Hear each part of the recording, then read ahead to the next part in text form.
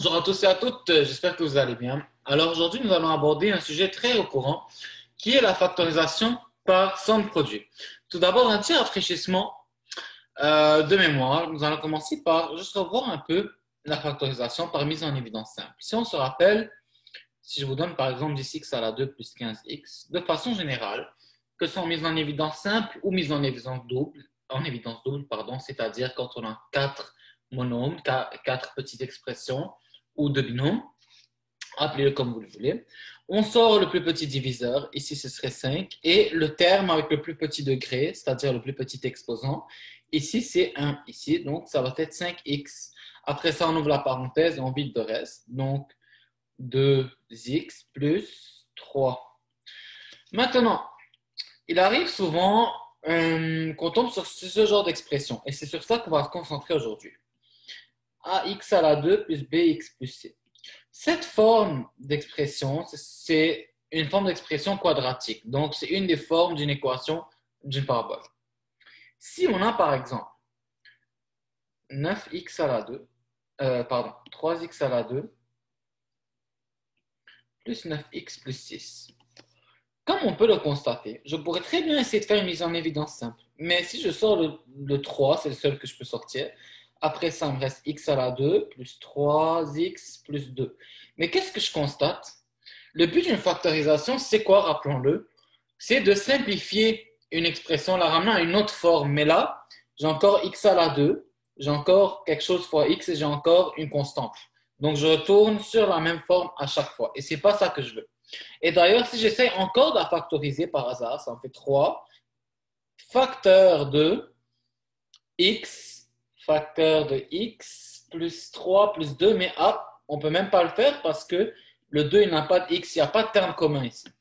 Donc, c'est pour ça que quand on a cette forme d'équation-là, on va réutiliser le même exemple, on va faire ce qu'on appelle la factorisation par somme produit. Le but, c'est de trouver deux nombres qu'on va appeler m et n à travers des conditions. Le but, c'est que dans le fond, quand on trouve ces deux nombres, ils vont venir remplacer le b ici. C'est comme ça qu'on va venir split le b en deux et ça va nous permettre de faire une mise en évidence double. Il y a deux conditions. Un, il faut que le produit des deux coefficients a et c, ici, soit égal au produit des nombres m et n qu'on trouve. Et de deux, il faut que la somme de m et n soit égale au coefficient b ici. Petite astuce, commencez toujours par trouver le produit avant, ça va vous faciliter la tâche. On va essayer premièrement de reprendre notre expression. Puis là, si je regarde bien, j'ai 6 et j'ai 3. 3 fois 6, je vais avoir un produit de 18. Et ma somme doit être une somme de 9. Maintenant, je vais essayer de trouver deux nombres qui me donnent 18. 1 fois 1 et 9, non. 2 et 9, non. Je peux avoir 18 et 1, non. 3 et 6. Hop. Voilà, j'ai trouvé une somme de 18. Maintenant, il faut que je fasse des essais pour m'assurer que la somme marche avec. Si je prends moins 3, moins 6, ça me donnerait moins 9, c'est pas ça que je veux. Moins 3 et 6, 3. Moins 6 et 3, moins 3. Mais là, 6 plus 3, directement, on a le 9, c'est parfait. Donc, des fois, il faut jouer un peu avec les signes pour trouver la bonne somme.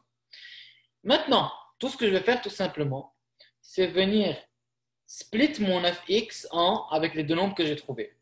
3x plus 6x plus 6. Et là, qu'est-ce que je remarque? 3x à la 2 plus 3x, 6x plus 6. Qu'est-ce que je peux faire? Factoriser, mise en évidence double. Je sors le 3x, là j'ai x ici plus 1, plus de l'autre côté, 6 facteur de x plus 1. Quand on fait la mise en évidence double après le somme produit, vous allez toujours remarquer que on a la même parenthèse qui se répète. C'est-à-dire, en faisant la double mise en évidence, je vais avoir la même parenthèse dans chaque groupe et le reste va aller dans une autre parenthèse à part. Donc, je vais avoir x plus 1 facteur de 3x plus 6. Maintenant, il arrive que la méthode somme-produit, telle que je vous l'ai montré ici, ne marche pas. Qu'est-ce qu'on va faire dans ce cas-là? Dans ce cas-là, Ben, regardons tout d'abord un exemple. Si j'ai 22x à la 2 plus 117x plus 369, là j'abuse un peu, mais ça se peut qu'on tombe sur des choses comme ça. Dans ce cas-là, ce serait un peu trop compliqué. Regardez un produit de 29 fois 369, 81 118. On ne veut pas arriver là. Ça va devenir des calculs trop complexes pour rien. Donc, ce qu'on fait, on va utiliser la formule quadratique. Moins b plus ou moins racine de b à la 2 moins 4ac divisé par 2a. Petit rappel, pourquoi on a plus ou moins? Parce qu'on est dans ce qui concerne la parabole. La parabole, n'oubliez pas, elle va toujours avoir une paire de deux abscisses qui passent par le même ordonnée. Donc, pour le même ordonnée, on a deux abscisses. C'est pour ça qu'on a le plus ou moins. Parce que quand je vais appliquer plus ou moins, ça va me donner un de ce côté, puis un abscisse de chaque côté de la parabole. Pour appliquer la formule, c'est relativement simple. Juste prenez note que pour simplifier ça dans le fond, puisqu'elle a l'air, désolé, d'une formule un peu complexe, le b à la 2 moins 4ac, c'est la partie qu'on appelle le discriminant. Donc, il suffit de reprendre l'équation de la forme ax à la 2 plus bx plus c, 3x à la 2 plus 9x plus 6, et d'appliquer la formule deux fois, une en additionnant le discriminant et une en soustrayant le discriminant. Ici, on a moins 9 plus racine de 9 à la 2 moins 4 fois 3 fois 6 divisé par 2 fois 9, 2 fois 3, 6. Ensuite, on va avoir moins 9 moins la racine de 9 à la 2 moins 4 fois 3 fois 6 divisé par 6 aussi. Et là, on va avoir x1 et x2. Si je ne me trompe pas,